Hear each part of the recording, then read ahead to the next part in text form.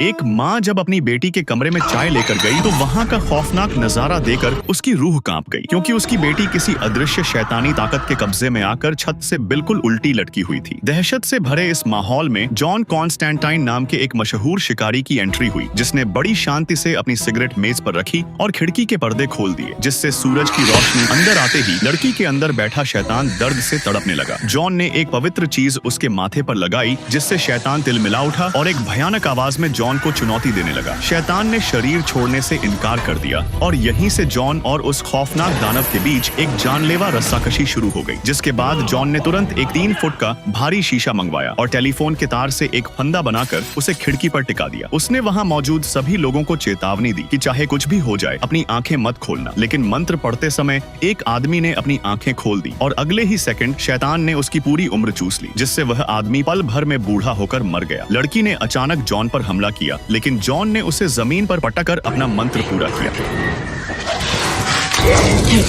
और ऐन मौके पर अपनी पूरी ताकत से तार खींचकर शीशे को बाहर फेंक दिया,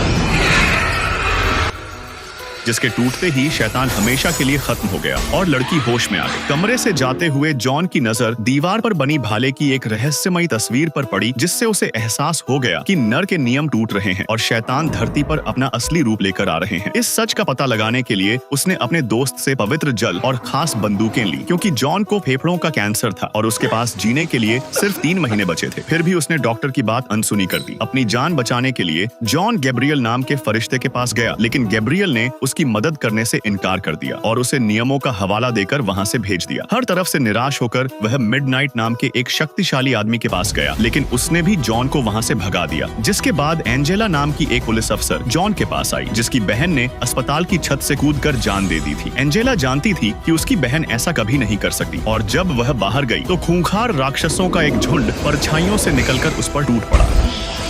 जॉन ने सही वक्त पर आकर एक जादुई रोशनी जलाई और राक्षसों को भगा दिया और एंजेला को बताया कि ये दानव उसकी बहन की वजह से उसके पीछे पड़े हैं, इसलिए असली सच्चाई जानने के लिए अब उन्हें जिंदा ही नर का दरवाजा खोलना होगा।